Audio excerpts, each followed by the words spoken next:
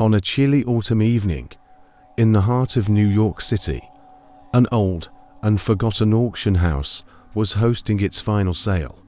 It was a peculiar place, tucked between towering buildings, its entrance cloaked in shadows. Among the dusty relics and peculiar antiques, there sat an unassuming pair of glasses, round, thin-framed, and seemingly ordinary. Margaret, a collector of rare and odd artifacts, was drawn to them immediately. There was something about the way they gleamed under the dim lights, as if they had a story to tell. She hadn't come for these glasses, but she couldn't resist bidding on them. The auctioneer, an older man with a grim expression, hesitated before announcing the sale. "These glasses," he muttered, "have a dark history. The original owner, well, let's just say they didn't end well for him." Margaret, intrigued by the mystery, won the glasses with a single bid. As she left the auction house, the cold wind whistled through the narrow streets, and the glasses, nestled in her handbag, seemed heavier than they should have been. When Margaret returned to her small, cluttered apartment, she couldn't shake the uneasy feeling that had settled over her since leaving the auction house. She pulled the glasses from her bag and examined them more closely. They were old, yes, but they had a strange, almost magnetic pull.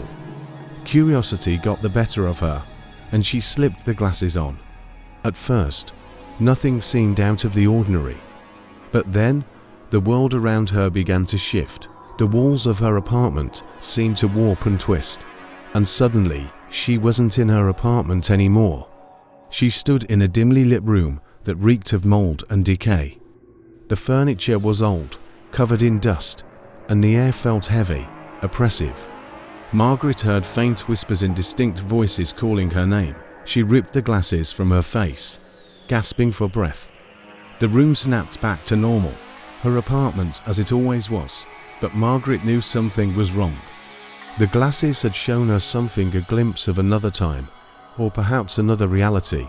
Margaret tried to ignore what she had seen, convincing herself that it was just a trick of the mind. But the glasses had awakened something. Over the next few days, she noticed strange occurrences. Shadows moved in the corners of her vision. Objects in her apartment would shift ever so slightly. And at night, she could hear soft footsteps pacing outside her door. Unable to resist, she put the glasses on again. This time, the world didn't just shift, it transformed entirely.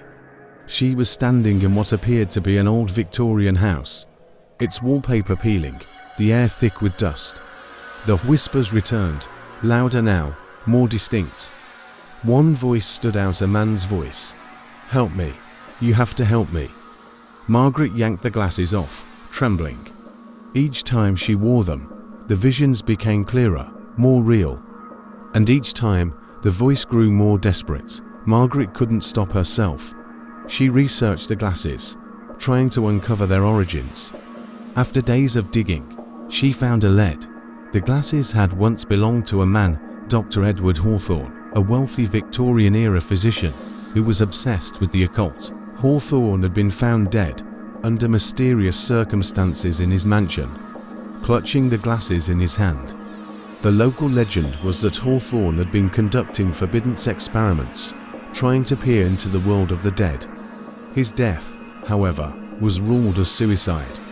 Though many believed otherwise, the more Margaret learned about Hawthorne, the more she realized that the glasses were no ordinary antique. They were a cursed window into something dark, something that should never be seen. Margaret's nights became restless. The footsteps outside her door grew louder, and the whispers became impossible to ignore. She tried to throw the glasses away, but every time she did, they would somehow reappear on her bedside table, gleaming in the moonlight as if taunting her. One night, after another failed attempt to rid herself of the cursed object, she put the glasses on again. This time, she found herself standing in front of a large mirror. Her reflection was wrong, distorted, with dark shadows moving just behind her. The whispers were deafening now, almost like screams. Suddenly, one of the shadows lunged at her, reaching out with long, skeletal hands. Margaret screamed and ripped the glasses off, finding herself back in her apartment, drenched in sweat. But the shadow ... it had followed her. She could still see it out of the corner of her eye, lurking in the reflection of every mirror. Margaret was losing her grip on reality. Days blurred into nights, and the boundary between the real world and the twisted visions of the glasses began to dissolve. She heard the voice of Dr. Hawthorne more clearly now. He wasn't just begging for help, he was warning her. "They will come for you," he whispered, his voice echoing in her mind. "You've seen too much." Margaret's reflection began to warp in every mirror. Her own face was becoming unrecognizable, twisted into something monstrous. She realized that the glasses weren't just cursed, they were consuming her, slowly pulling her into the same dark realm that had claimed Dr. Hawthorne. The world around Margaret began to change, even without the glasses. Shadows danced on her walls, creeping closer with each passing day. The whispers turned into full-blown conversations, as if invisible beings were plotting her demise. One night, Margaret awoke to find the glasses on her face, though she had no memory of putting them on. She was no longer in her apartment, but standing in Dr. Hawthorne's study, surrounded by books on necromancy and dark rituals. Hawthorne appeared before her, not as a ghost, but as a twisted version of his former self, a decayed, ghastly figure. "There is no escape," he hissed.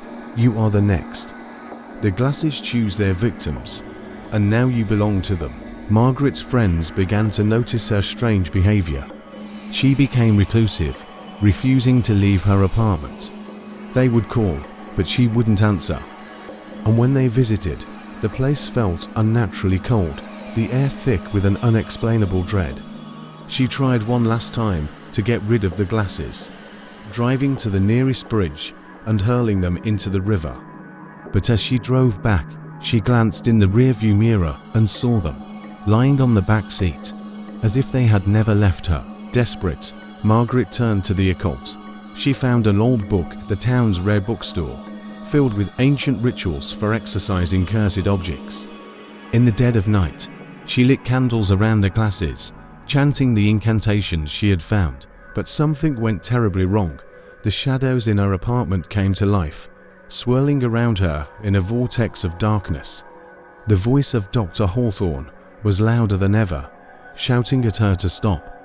The glasses began to glow, and the world around her dissolved into chaos. Margaret found herself standing in the middle of Dr. Hawthorne's mansion, surrounded by spirit souls trapped by the curse of the glasses. Hawthorne himself stood before her, no longer a decayed figure, but a man filled with rage. "You cannot escape," he snarled.